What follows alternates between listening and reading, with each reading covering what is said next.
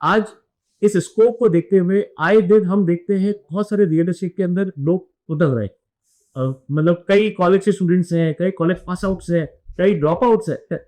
Real estate के अंदर इतना फैंटेसी और इतना ग्लैमर देख लेते हैं कि वो आगे रहेगी, कहते हैं कि नहीं हमें रियल एस्टेट पे होता सा है। उन्हें पॉज एंड कॉन्स नहीं पता होते, उन्हें चैलेंजेस नहीं पता होते। क्या लगता है सर, उन्हें अगर आपकी तरफ से कोई ऐसी सलाह दे कि आप अगर उतर रहे हो तो ये चीजें बारीकी से ध्यान देकर उतरे, ऐसी क्या सलाह हो सकती है?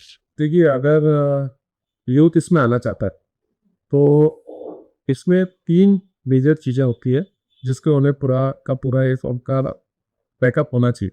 सबसे पहला तो है पूरा का पूरा जोग्राफिकल नॉलेज। अगर हम पर्टिकुलर सिटी की बात कर रहे हैं तो उनको उसकी पूरी जोग्राफी पता, किस तरफ ग्रोथ हो रही है वो बताओ, किस एरिया में कौन से प्रोजेक्ट्स हैं वो बताओ, रेजिडेंशियल डेवलपमेंट किधर हो रहा है, कमर्शियल पूरा हो रहा है। तो ये तो बात हो गई पूरे रियल एस्टेट के बेसिक्स। दूसरी बात जो बहुत इंपॉर्टेंट है वो है इसके अंदर की लीगलिटी। तो उनको जो हमारा रियल एस्टेट का एक्ट है, तो मध्य प्रदेश का लीडर है पूरा है तो सेंट्रल, और उसका उनको पूरा नॉलेज देना चाहिए ताकि लीगली वे डॉक्यूमेंट्स को समझ पाए।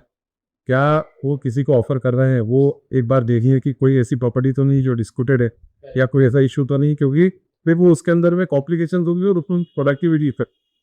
साथ ही उनको ये क्लियर होना चाहिए कि अगर वो कोई प्रोडक्ट को पिच कर रहे हैं फ्रॉम द बिटर साइड, तो जो कमिटमेंट्स है वो ओवर कमिट तो नहीं कर रहे इसलिए कि बस ये डीप किस भी तरह हो जाए।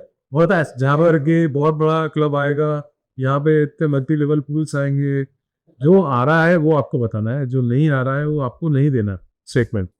और तीसरा फिनेंशियल पार्ट, कि आप किस व्यक्ति को किस वैल्यू की प्रॉपर्टी पिच करेंगे, उनका बजट कितना है और उनको किस तरह से लोन मिलेंगे। अगर ये तीनों चीजें आपने कवर कर दी और आपका कम्युनिकेशन स्किल और आपके कॉन्टेक्ट्स और आपके अंदर अगर रियल एस्टेट में आना, तो जिसको हम बोलते हैं सबक, पेशेंस, क्योंकि यू नेवर नो कि इसमें कब कौन सी डील क्लिप होगी। कई बात आपको कस्टमर्स को, क्योंकि it is a service industry, so we have to entertain each and every customer. मैं तो इस तरह से हमारी टीम को हमेशा बोलता हूँ कि 50 ओवर का मैच होता है ये, ठीक है, उसमें एक जो प्लेयर होता है वो विकेट कीपर के पास में स्लिप में खड़ा हो, और स्लिप में खड़ा होने के बाद वो 50 ओवर की सारी बॉल्स पे वो इतनी मेहनत से वो नीचे छुप के खड़ा होता है कि वो बॉल उसी के पास आने वाली।